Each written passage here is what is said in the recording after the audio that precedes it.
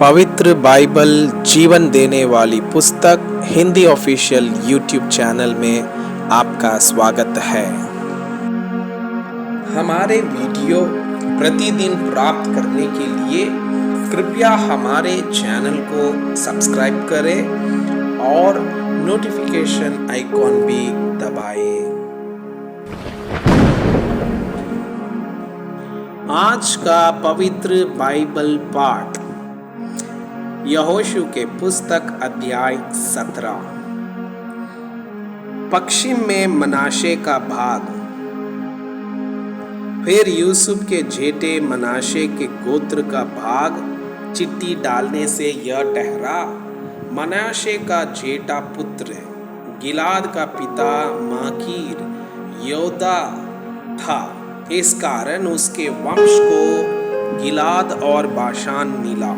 इसलिए वह भाग दूसरे मनाशियों के लिए उनके कुलों के अनुसार ठहरा, अर्थात अबीएजेर, हेलेग, अस्त्रिएल, शेकेम, हेपेर और शमीदा, जो अपने अपने कुलों के अनुसार यूसुफ के पुत्र मनासे के वंश में के पुरुष थे, उनके अलग अलग वंशों के लिए ठहरा। परंतु हेपेर, जो गिलाद का पुत्र माकीर का पोता और मनाशे का परपोता था, उसके पुत्र सलोफाद के बेटे नहीं, बेटियां ही हुई, और उनके नाम महला, नोहा, होग्ला, मिल्का और तिरसा है। तब वे एलीहाजर याजक, नून के पुत्र यहोशू और प्रधानों के पास जाकर कहने लगी, यहोवा ने मूसा को आज्ञा दी थी कि वो हमको हमारे भाइयों के बीच भाग दे। तो यहोशू ने यहोवा की आज्ञा के अनुसार उन्हें उनके चाचाओं के बीच भाग दिया। तब मनाशे को यरदन पार गिलाद देश और बाशान को छोड़ 10 भाग मिले, क्योंकि मनाशियों के बीच में मनाशेई स्त्रियों को भी भाग मिला और दूसरे मनाशियों को गिलाद देश मिला। मनाशे की सीमा आशेर से लेकर मिकमतात तक पहुंची, जो शेकेम के सामने है। फिर वो दक्षिण की ओर बढ़कर यंतपू के निवासियों तक पहुंची। तपुहू की भूमि को मनाशे को मिली, परंतु तपुहा नगर जो मनाशे की सीमा पर बसा है, वो एप्राइमियों का ठहरा।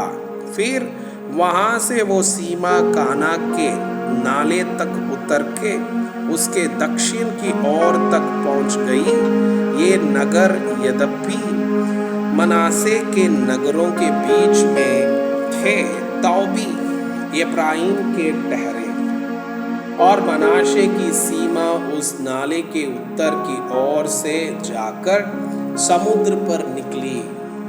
दक्षिण की ओर का देश तो एप्राइम को और उत्तर की ओर का मनासे को मिला, और उसकी सीमा समुद्र ठहरी, और वे उत्तर की ओर आशेर से और पूर्व की ओर इसहाकार से जा मिली। और मनाशे को इसहाकार और आशेर अपने अपने नगरों समेत बेतशान, इबलाम और अपने नगरों समेत डोर के निवासी, और अपने नगरों समेत यंदोर के निवासी, और अपने नगरों समेत तानाक के निवासी, और अपने नगरों समेत मगिदों के निवासी, ये तीनों जो ऊंचे स्थानों पर बसे हैं मिले।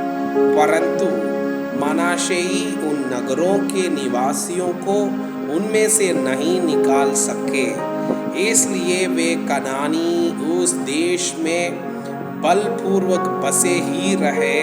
तो भी जब इस्राएली सामर्थी हो गए, तब कानानियों से बेगारी तो कराने लगे, परंतु उनको पूरी रीति से निकाल बाहर ना किया। इब्राहिम और मनाशे गोत्रों द्वारा अधिक भूमि की मांग।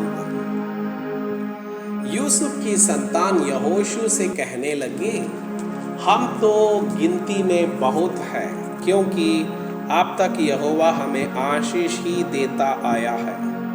फिर तूने हमारे बाग के लिए चिट्ठी डालकर क्यों एक ही अंश दिया है? यहोशू ने उनसे कहा, यदि तुम गिनती में बहुत हो और एफ्राइम का पहाड़ी देश तुम्हारे लिए छोटा हो, तो परिज्जियों और रफाइयों का देश जो जंगल है, उसमें जाकर पेड़ों को काट डालो। यूसुफ की संतान ने कहा, वो पहाड़ी देश हमारे लिए छोटा है, और बेतशान और उसके नगरों में रहने वाले और इज़राइल की तराई में रहने वाले जितने कनानी नीचे के देश में रहते हैं, उन सबों के पास लोहे के रथ हैं।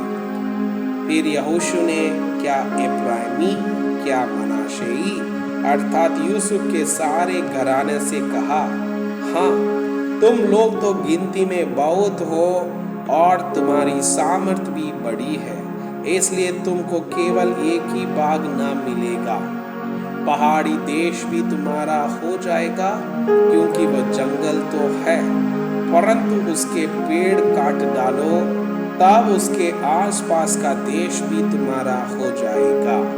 क्योंकि चाहे कनानी सामर्थी हो और उनके पास लोहे के रथ भी हो, तो भी तुम उन्हें वहां से निकाल सकोगे।